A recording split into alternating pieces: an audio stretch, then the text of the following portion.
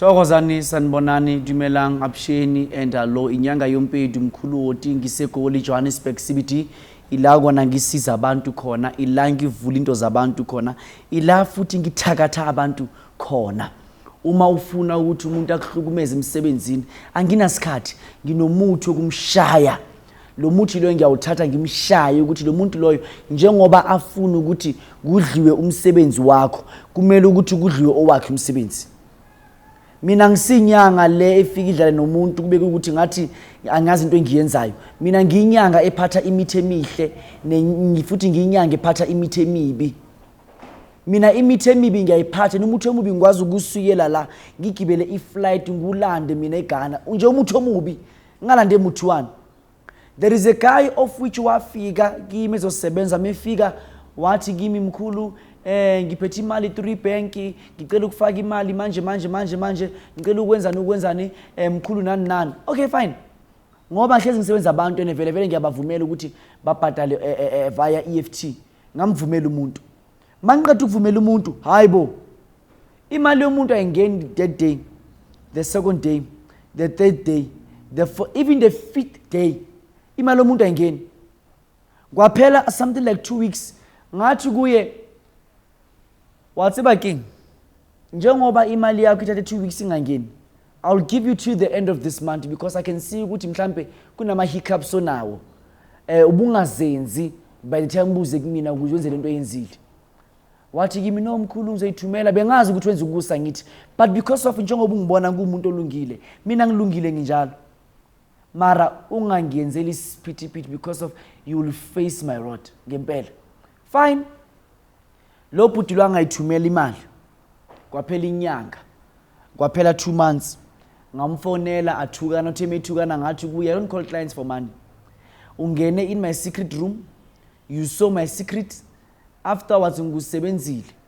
So from namhlanje expect ukuthola iqanda la uhlala khona. And the once uqanda lo walithola kwakho uyazi ukuthi kuzabe qala inkinga zempilo yakho from that day. Once waqala wabona lelo qanda lelo uyazi ukuthi from that day kuzoqala kumosheke yonke into athi kimi hayi uyazini ayikho lento ongayenza ngithumela iqanda ungazi ukuthi lihlala kuphi kamonsa runake mama. Withathu wakahlungu alithola iqanda likhona. Iqanda lithola likhona. Iqanda lalento engiyaziyo mina ukuthi yini. Wasiyangifonela Mkhulu ngicela ungisize nayi into ifikile ekhaya Mkhulu yazi bengutesta ukuthi inyanga ngempela ngizokuthumela imali yakho nje manje kamolela karo wabona king. Njengoba iqanda lifike lapho kwena. Uthi from today ayikho into efika ulungele ever in your life ayikho into eyophinda ikulungele. Alithatha iqanda sithi bangiqhatha iqanda mekusethe iqanda leli utheme libamba laphihlika ekuphihleni kwayo ngaphakathi bekuyigazi nje kuphela. Bekuyigazi nje kuphela phakathi kweqanda lelo.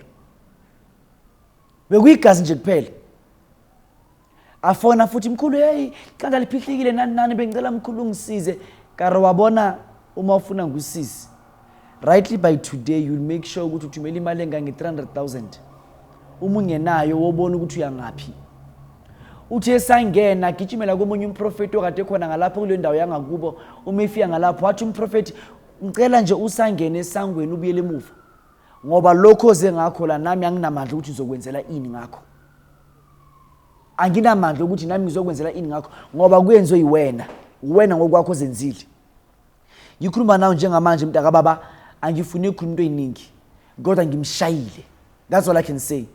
Ukuthi uphila impilo yini kwenzani ngaye angize ngikhuluma into eziningi.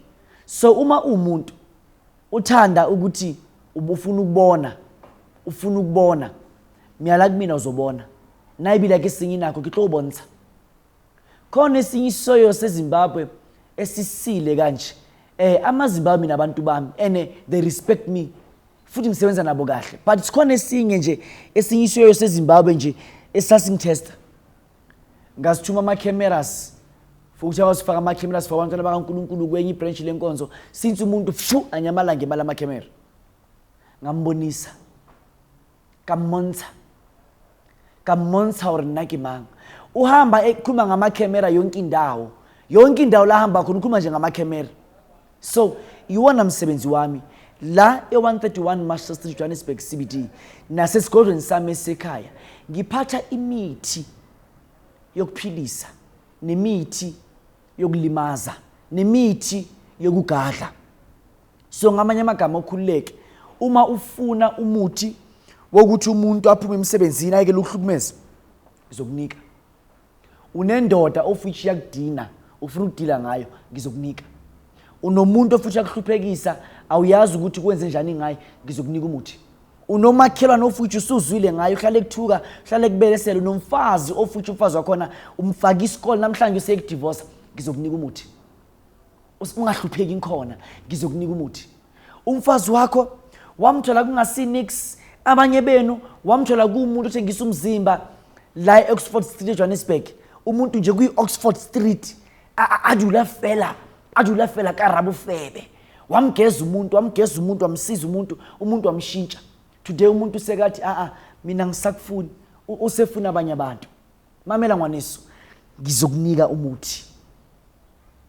Usiyakudivorce wamkhipha ebufebeni wamkhipha esihogweni engena kubo engena baba engena mama wamakhela ikubo wathi ingane zakini uzuzibeka la wena unkosikazi wami ngizophila nawe till ngize ngife so fasilahlane mayidali mase kumele ukuthi nifese sihlahlane wamlobola mthatha wangambheka ukuthi unengane ezu4 noma ezu3 before marriage wamthatheleke njalo umthatheleke njalo enengane ezu4 with different fathers but wathi ngizokuthanda ngibe nawe but namhlanje ngikhuluma nawe ukuyekile umuntu usethi futhi ukufakile divorce umthengele indlu sekathi futhi umuyala ukuthi si divorce maye uthi ufuna uthatha izinto eziningi la ekhaya ukudlula mina ngizothi ungirephile and umthetho wala staff yokhulumela abafazi mamela ngwaniso woza la kunyanga YoMpedi Mkhulu ngizokunikeza umuthi ngidlamulukisa msadio le ndoda le divorceayo esithatha umngani wakho woza la kumina ngizokwenzela umsebenzi uma uphethe nje ukhala nje ngemali engange 30,000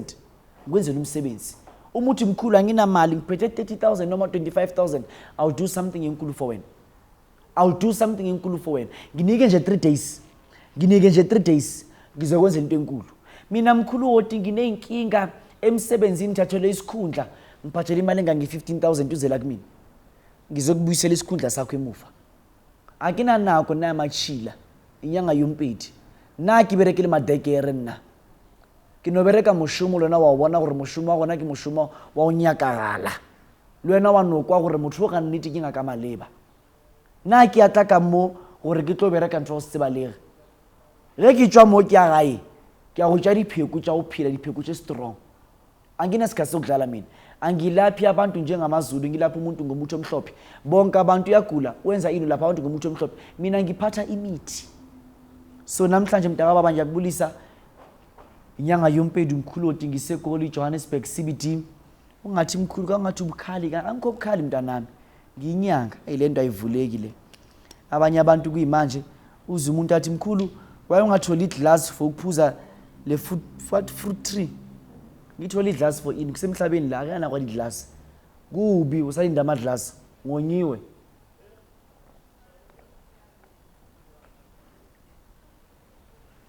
usafuna nama glass kubi usalibele uthi Jesu inhlupheko igcwele ingane azinamali lokuthi Jesu uJesu ulele usesiphambanweni le bambonthi futhi esiphambanweni futhi akwazi ukuphumula kahle bamkhipha phezulu kwesiphambano bamfaka ngaphakathi emgodini babona awa aphe motho oghathitsi lena kudula mole sifapano nzelela Maria ntsare Jesu mrata fita angathi Jesu wemntanami anothi Jesu mrata fita ngizwe ubhlungu angathi Jesu wemntanami.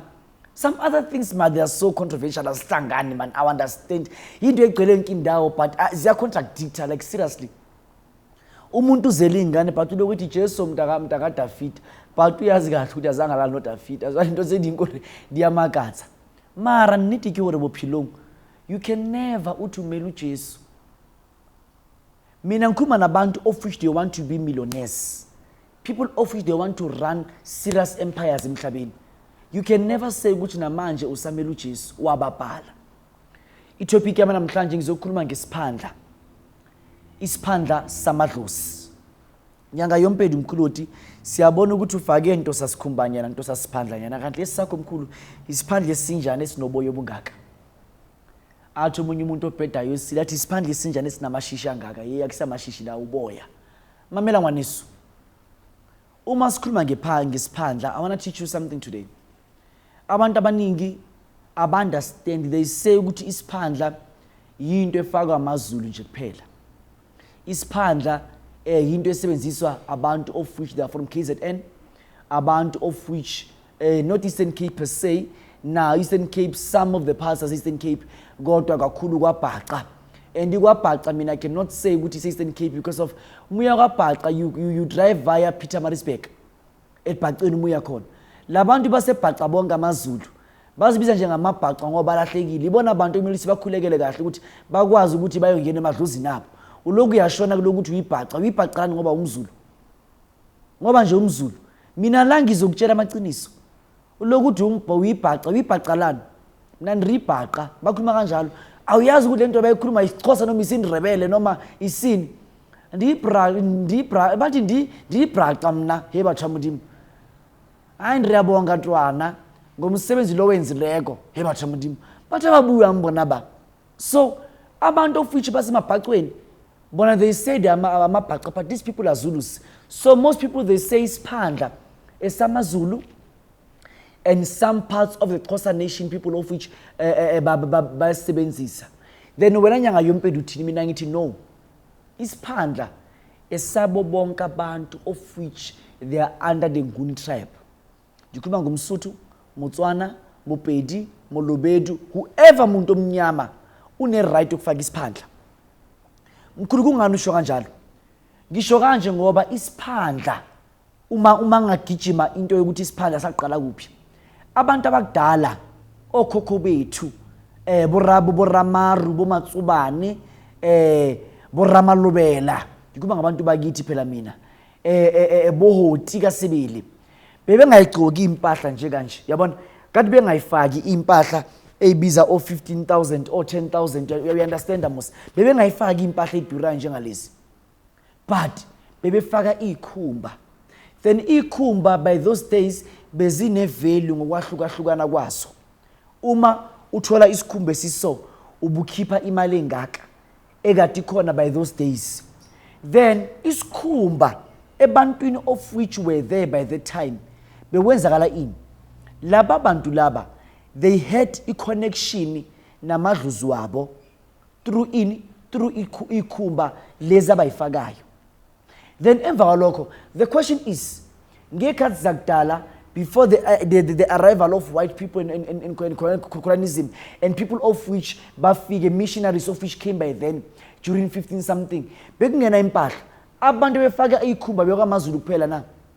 no they were not amapedi abatswana basuthu even King Mushweshwe himself into zakudala kade eyifaka bekafaka ikhumba bokhoshi mampuru these people bokhoshi isikhukhuni bebegcoka ikhumba even amabutho akade ekhona by that time bebefaka ikhumba that's why you'll get ukuthi ikhumba zabatswana zamapedi zamaZulu most yazo ziyafana why zifana zifana because of back then abantu bekwazi ukunothisana ukuthi lona kusumuntu wangalana by inkulumo ngoba these people bekwabantu bephila bonke bayinto kanje bayimopo yi1 so today we get ukuthi some other things ezamaZulu some other things ezabatswana some other things ezani kanti it's not like that isikhumba Mkhulu Hoti uma unaso noma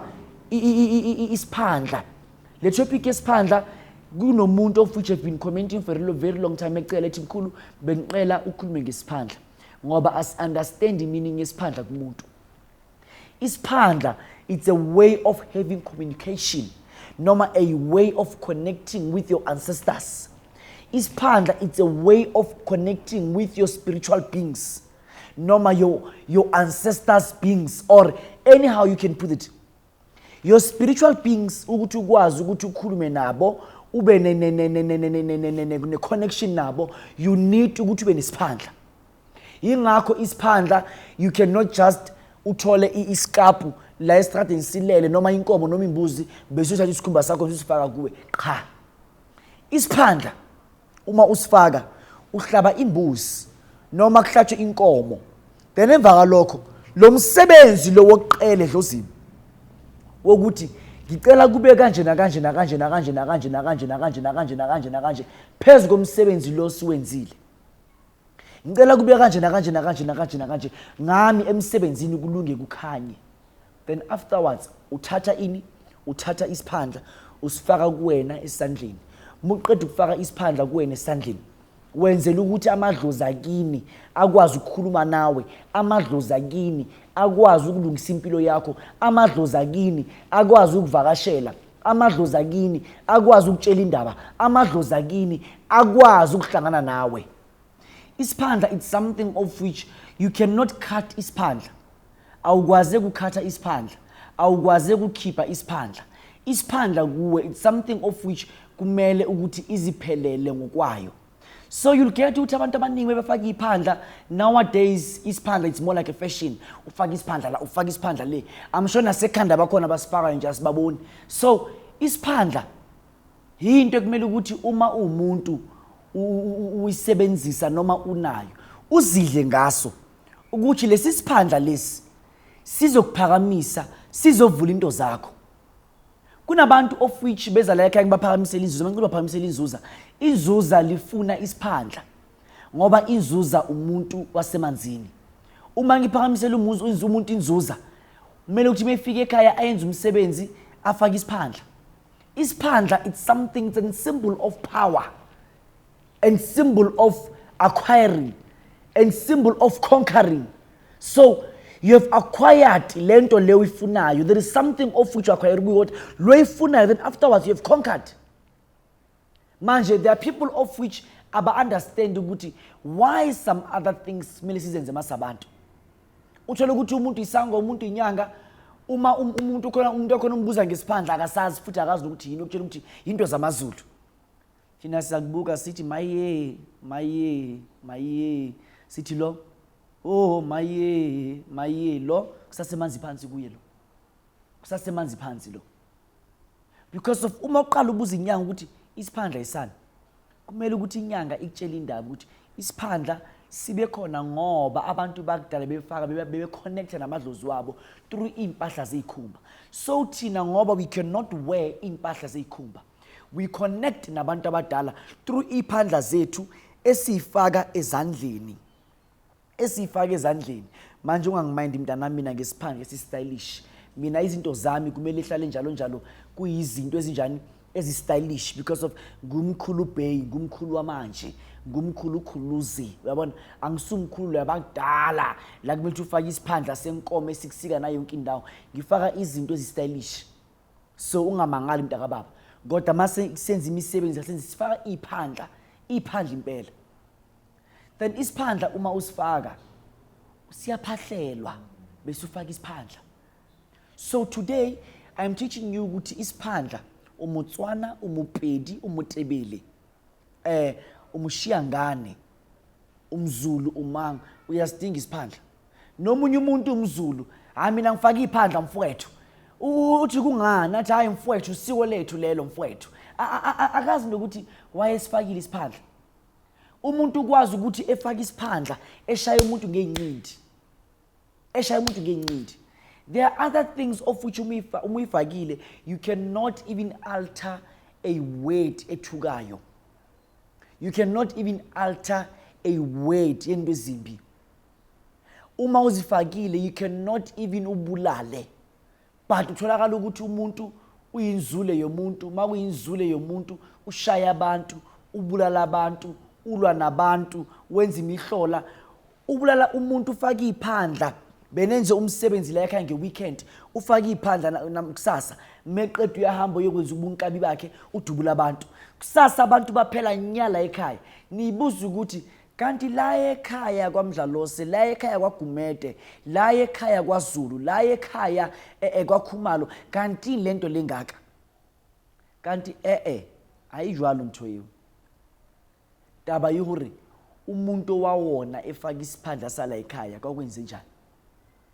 Sesinabantu of which They have even nokuthi ba-upgrade ebusathaneni umuntu ukwazi ukuripa ifake iphandla. These are things of which ziloya abantu, but abantu aba-understand, batshele Inyanga YoMpedi bezwe labantu. These are things ezimosha abantu. These are things ezimosha yonke into. Ingane la ekhaya azizwa, ingane la ekhaya azilaleli. Because of lezi ingane baba awukazo wasifaka iphandla. Lezi ingane kumele uyifake iphandla. Lezi ingane kumele uyifake iphandla. Uzilungise. That's why I always tell abantu ukuthi come and visit Imvuselelo African Traditional Church. Just once and see ukuthi your spirit won't connect nezingilosi sikhona lapha kule ndawo. Just come once. Lapha we teach you about izinto ezinamandla ngendlela esimanga. Inyanga YoMpedi ngiseGoli Johannesburg CBD Marshall Street. Ilanga isebenzela abantu khona. There are other things of which you need to learn. From a church foundation, go to an African church foundation. Ukwazi ukuthi Isiphandla isani. Uma Isiphandla kuyinto esona, uma ngifile kusasa njengendoda yomuntu omnyama, njengendoda yamadlozi, njengomuntu owubaba, kumele kinqwatshwe kanjani. These are the main teachings of which ngizokhuluma ngazo la kwiNyanga YoMpedi TV, so that nikwazi ukuthi nilene ukuthi ini yini. Ningalibele nitshela nje ngezinto ezenza imali kodwa ubukho bakho njengomuntu awuzazi. Kuyimanje last week ukuthi wenyanga ikubhule yathi kufuneka lo msebenzi wesiphandla niyenzile, but uma umbuzo uthi sangoma sami njengoba uthi ngifake isiphandla esani ibani ziyaqima esedlozi mntanami akasazi ukuphendula phambili. So you need to get abantu of which bazinyanga bayazi imisebenzi yabo ukuthi phezulu kwalo msebenzi lo kwenzakala ini. Isiphandla si important for wena mntana sekhaya. I need you ukuthi isiphandla usifake. Ungaloku udlaliswa udlalwa abantu lo wenzani. Isiphandla kumele usifake. Sikwazi ukuthi sikuvikele. Khona abanye abantu of which baphethe inyawo, namhlanje inyawo zakho asisebenzi. Just mark my words and listen to me very carefully. Read my lips. Hlaba imbuzi. Faka iphandla kulezo inyawo lezo. Uzosuka uhambe. There are people of which bashawa ngisho na yi-stroke. Some other people understand ukuthi why must we have these things? That's why Renaka Kilobedu bare happen tricky itsheka lezowo. Itsheka lezowo. Happen tricky itsheka magujwa ya tsheka. Happen tricky itsheka molala. Urimela waka unka iba le motho wa ka diango ra o betsheka muri. Or motho a romela ka pheko wa se tsebo re pheko ya ona e khifitra mo wena e bereka byane. Akitse re landwana. Kunabantu ofithi namhlanje bashawe yi-stroke. Nami nje ngikhuluma language yami ngesinye isikhathi because of I always speak Zulu and I'm not Zulu. I'm in Lubedu Pedi Venda umuntu osuka le eLimpopo. Angisumuntu omZulu. So nami ngikhuluma inkulumo yami ningangizwani namaZulu nje kanye nani. So kunabantu of which bashawe yi-stroke ukuthi umuntu ushawe yi-stroke ukusuka la ukuza la. Kanti uma ubufake isiphandla sakho lesi stroke, as I say ukuthi isiphandla is for protection. Isiphandla is for power. Isiphandla is for dominance. I don't know if you understand uthi ngithini kwena. Isiphandla sikwenza ukuthi ube umuntu kungabi lula ukuthi into zokwenzakalele. So uma ufaka isiphandla singathi siyashala stroke mesicale la siphele nje la esiphandleni. Asabatho ukuthi nge-stroke bayala abantu bakini bathi ngeke ngoba sikhona la kuye une connection nathi. Batholakala ukuthi wena from esandleni entameni ekhalweni lakho awuna nix. Mumapunapuna nje ngathi uyi-ball pen uba nje kanje umapunapuna nje. Akumelanga ukuthi umuntu muba mapunapuna obe so. Utlamisa lo mapunapuna kodwa lana kube na something ekhona kuwe for protection, for power, for isitunes. Dignity yakho la ezandleni zakho njengoba ungibona ngifaka ibhengele kanje, it's not just for ukuthi ngifaka ibhengele. Ibhengele emisandleni sakho iyenza izinto eziningi. iyakuvikela kuma-arthritis, iyakuvikela ekufeni, iyakuvikela kwigulo ekhona, iyakuvikela ezintweni of which ziyagijimisa njengomuntu. Inyanga YoMpedi Mkhulu ngiseGoli 131 Johannesburg CBD, Marshall Street. Ngikhuluma nawe nge-address le ukuze uyazi ukuthi ngiseGoli. Uma umuntu of which ufuna ukuhlola, come on a Tuesday and Thursdays. Ngihlola ngemali engange 1.5.